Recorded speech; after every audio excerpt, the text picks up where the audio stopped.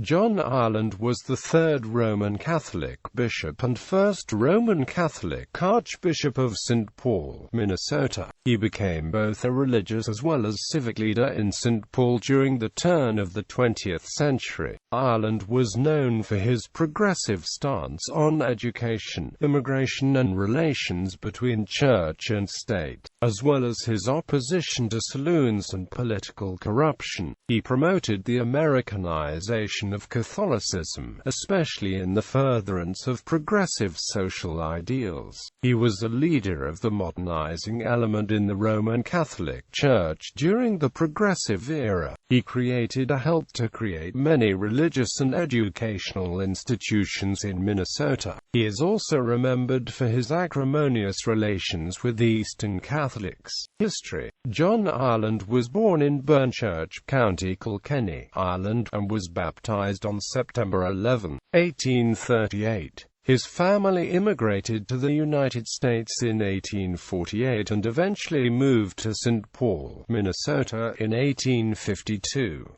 1 year later, Joseph Creighton, first Bishop of St. Paul, sent Ireland to the Preparatory Seminary of Meximieux in France. Ireland was consequently ordained in 1861 in St. Paul. He served as a chaplain of the 5th Minnesota Regiment in the Civil War until 1863, when ill health caused his resignation. Later, he was famous nationwide in the Grand Army of the Republic. He was appointed pastor at St. Paul's Cathedral in 1867, a position which he held until 1875. In 1875 he was made coadjutor bishop of St. Paul, and in 1884 he became bishop ordinary. In 1888 he became archbishop with the elevation of his diocese and the erection of the ecclesiastical province of St. Paul. Ireland retained this title for 30 years until his death in 1918. Before Ireland died, he burned all of his personal papers. John Ireland was personal friends with Presidents William McKinley and Theodore Roosevelt. At a time when most Irish Catholics were staunch Democrats, Ireland was known for being close to the Republican Party. He opposed racial inequality and called for equal rights and equal privileges, political, civil, and social. Ireland's funeral was attended by 8 archbishops, 30 bishops, 12 monsignors, 700 priests and 200 seminarians. He was awarded an honorary doctorate by Yale University in October 1901, during celebrations for the bicentenary of the university. A friend of James J. Hill, whose wife Mary was Catholic, Archbishop Ireland had his portrait painted in 1895 by the Swiss-born American portrait painter Adolfo Muller-Urey, almost certainly on Hill's behalf, which was exhibited at MKNOEDLER and AMP-CO, New York, January 1895 and again in 1897. Legacy. The influence of his personality made Archbishop Ireland a commanding figure in many important movements, especially those for total abstinence, for colonization in the Northwest, and modern education. Ireland became a leading civic and religious leader during the late 19th and early 20th centuries in St. Paul. He worked closely with non-Catholics and was recognized by them as a leader of the modernizing Catholics.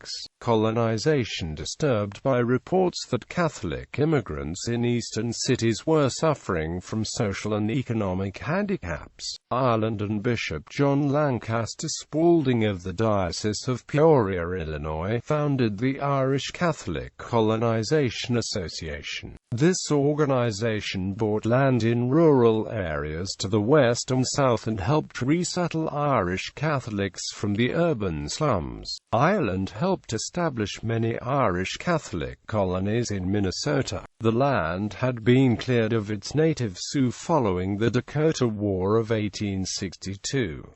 He served as director of the National Colonization Association. From 1876 to 1881, Ireland organized and directed the most successful rural colonization program ever sponsored by the Catholic Church in the working with the Western Railroads and with the Minnesota state government. He brought more than 4,000 Catholic families from the slums of eastern urban areas and settled them on more than 400,000 acres of farmland in rural Minnesota. His partner in Ireland was John Sweetman, a wealthy brewer who helped set up the Irish-American Colonization Company there. In 1880 he also assisted several hundred people from Connemara in Ireland to emigrate to Minnesota. Unfortunately, they arrived at the wrong time of the year and had to be assisted by local Freemasons, an organization that Roman Catholicism disapproves of on many points. In the public debate that followed, the immigrants, being Gaelic speakers, could not voice their opinions of Bishop Ireland's criticism of their acceptance of the Masons' support during a harsh winter. De Graaf and Clontarf in Swift County, Adrian in Nobles County, Avoca, Iona and Fulda in Murray County, Graceville in Big Stone County and Ghent in Leon County were all colonies established by Ireland. Education Ireland advocated state support and inspection of Catholic schools.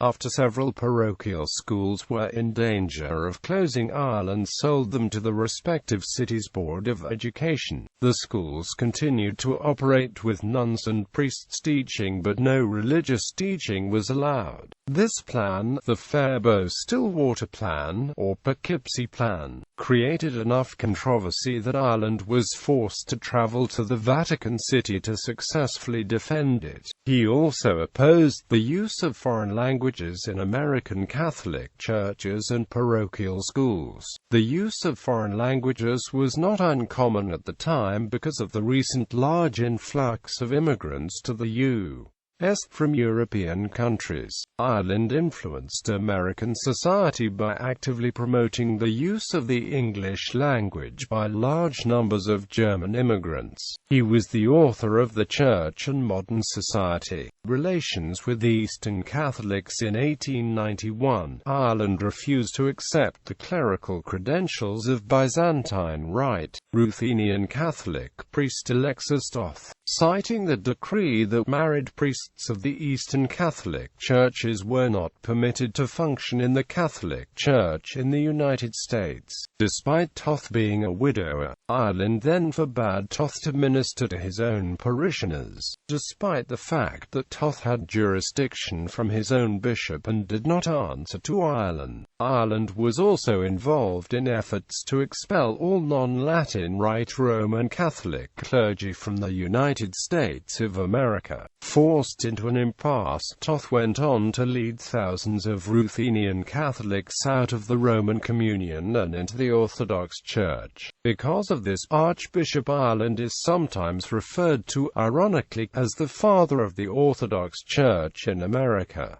Marvin R. O'Connell, author of a biography on Ireland, summarizes the situation by stating that, if Ireland's advocacy of the blacks displayed him at his best, his belligerence toward the Uniates showed him at his bull-headed worst. Establishments. At the Third Plenary Council of Baltimore, the establishment of a Catholic university was decided. In 1885, Ireland was appointed to a committee along with Bishop John Lancaster Spalding, Cardinal James Gibbons and then Bishop John Joseph Keane, dedicated to developing and establishing the Catholic University of America in Washington, D.C. Ireland retained an active interest in the university for the rest of his life. He founded St. Thomas Aquinas Seminary, progenitor of four institutions: University of St. Thomas, the St. Paul Seminary, School of Divinity, Nazareth Hall Preparatory Seminary, and St. Thomas Academy. The St. Paul Seminary was established with the help of Methodist James J. Hill, whose wife, Mary Mahegan, was a devout Catholic. Both institutions are located on the bluffs overlooking the Mississippi River.